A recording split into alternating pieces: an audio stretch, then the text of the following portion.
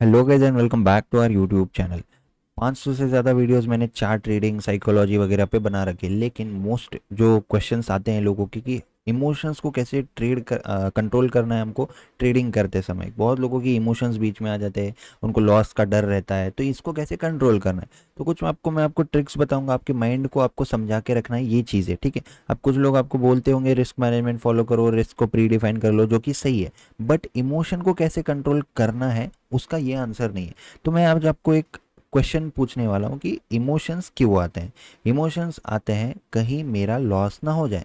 ये एक basic emotion आता है सभी को जो ट्रेड करते हैं। तो ट्रेड करते टाइम उनको बस यही होता है, एक नंबर वन पॉइंट है ये कि कहीं मेरा लॉस ना हो जाए। तो इनको किस चीज़ का फियर है फिलहाल? फियर ऑफ लॉस, ठीक है। अब उनको लॉस होने का डर है। अब लॉस होने का डर है और सेकेंड चीज़ क्या है उनकी? एक्सपेक्टेशन है।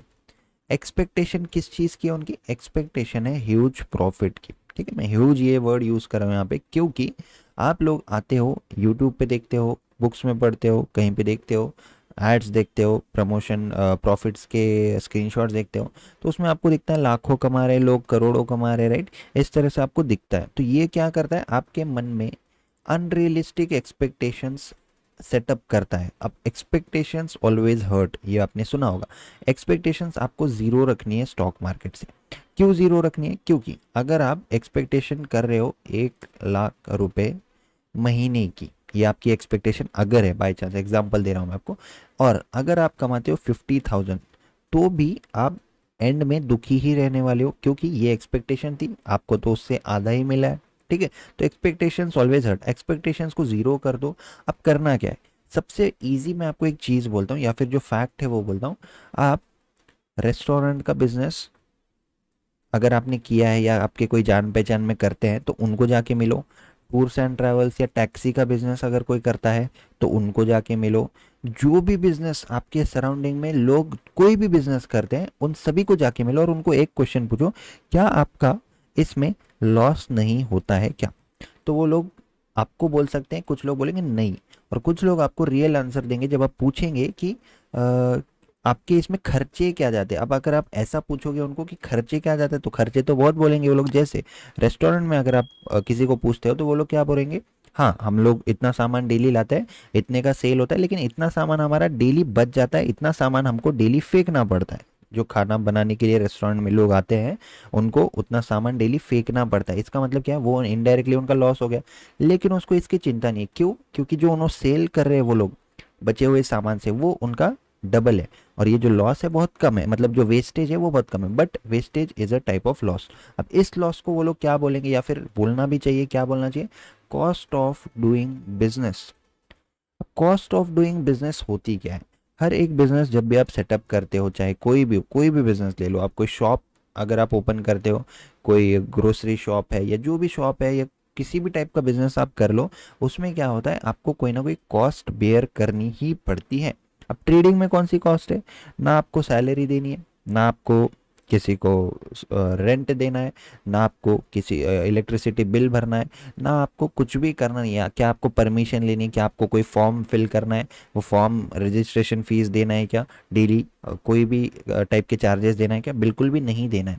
तो जो लॉस आप ले रहे हो इसको आप as a cost of doing business समझो। जब भी प्रॉफिट होता है 1:2 ले लो, है ना। मिनिमम 1:2 ले लो। अगर आप 1,000 रुपए का रिस्क ले रहे हो तो मिनिमम 2,000 रुपए टारगेट करो। इतना तो आपको प्रैक्टिस करना ही पड़ेगा कि मैं इससे पहले तो नहीं निकलूंगा, ठीक है। ये आपका हो गया प्रोसेस। बट जो 1,000 रुपये आप लॉस ले रहे हो, अगर वो हिट भी होता है तो इससे इमोशंस पे अफेक्ट करने की ज़रूरत नहीं। आपको क्या समझना है? ये है कॉस्ट ऑफ डूइंग बिजनेस। अब कॉस्ट ऑफ डूइंग बिजनेस के लिए मैं आपको एक चीज़ बोलता हूँ, अगर आपने कोई कोर्स नहीं किया है, अगर आपने किसी से सीखा नहीं, अगर आपने किसी को फीस नहीं दी है, तो मुझे एक चीज़ बताओ, आप इस लॉस को ट्यूशन फीस समझ सकते हो।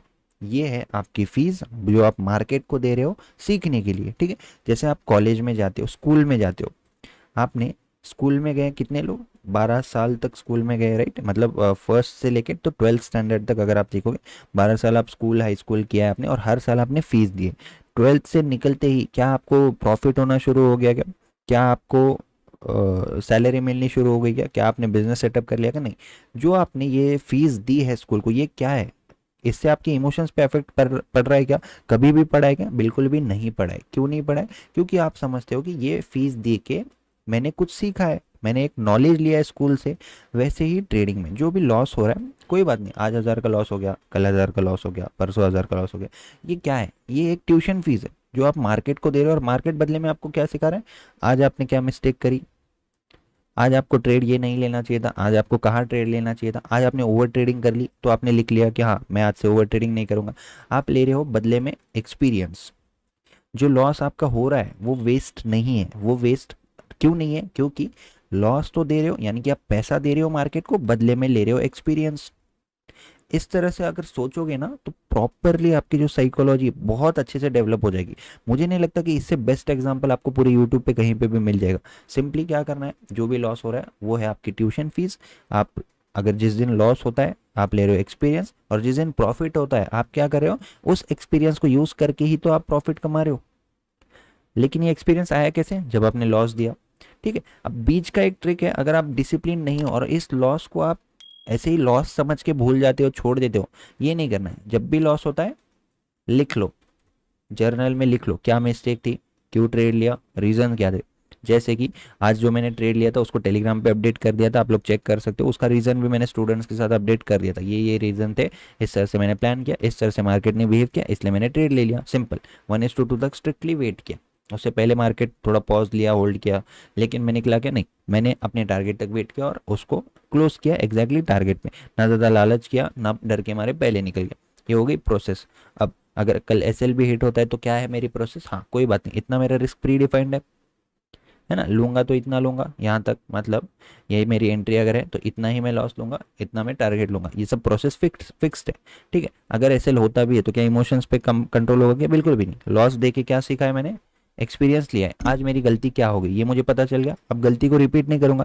जैसे जैसे अपने मिस्टेक्स को एलिमिनेट करते जाओगे, ठीक है, मिस्टेक्स को एलिमिनेट करोगे तो रिपीट नहीं होगी। ठीक है, 100 मिस्टेक्स करो आप, 1000 मिस्टेक्स करो, कोई प्रॉब्लम नहीं, लेकिन इसमें से एक भी मिस्टेक को रिपीट मत करो। ठीक है, तो अभी मैं कंक्लूड कर देता हूँ इस वीडियो को, इस जो टॉपिक को, कि जो भी आपने इमोशन कंट्रोल आपको करना है ट्रेडिंग के फील्ड में, सिंपली लॉसेस को सबसे पहले तो रिकवरेबल रखो। रिकवरेबल का मतलब है कि छोटे लॉसेस ही रखो। ऐसा नहीं है कि आप बाकी लोग तो 1000 रुपये फीस दे रहे हैं, जैसा मैंने बोला कि रिस्क प्री डिफाइंड है, इसलिए आप 1000 रुपये दे दोगे, यानी कि ऐसे लेट होगा, लॉस होगा तो भी चलेगा। लेकिन आप एक दिन में आ रहे हो 10 लाख रुपए का लॉस कर रहे हो, तो इतनी फीस क्या स्कूल में आपने, बाकी बच्चे अगर 1 लाख रुपए फीस दे रहे तो क्या आप 10 लाख 20 लाख दे देते थे क्या, कि मार्केट से ज़्यादा एक्सपीरियंस चाहिए? बिल्कुल भी नहीं। जितना आप अफोर्ड कर सकते हो लूज़ करना उतना लेके आओ, उतने से ट्रेड करो, उसमें से कुछ अमाउंट डिसाइड करो कि हाँ डेली मैं इतना ही लूज़ करूंगा और ये है मेरी ट्यूशन फीस। जब मेरा प्रॉफिट होगा, जब ट्रेड मेरे फेवर में जाएगा, जब मैं 1:2 लूँगा। ठीक है, तो that's it for today's video guys. इस तरह से आपको आपके इमोशंस को कंट्रोल करना है। एक्सपेक्टेशन ये मत रखो कि डे 1 से या 1 महीने से या 1 साल में आप प्रॉफिटेबल हो जाओगे। ब्रेक इवन के आसपास भी अगर आप हो तो डेफिनेटली आप सही रास्ते पे हो, बहुत अच्छे से आपका मतलब ट्रेडिंग जर्नी है वो चल रही है। बड़ा लॉस मत करो, छोटे लॉसेस को अफेक्ट मत कर लो अपने मन पे, उसको एज अ ट्यूशन फीस देखो। ठीक है, तो thank you for watching this video guys. Description में टेलीग्राम लिंक है, आप ज्वाइन कर सकते हो। थैंक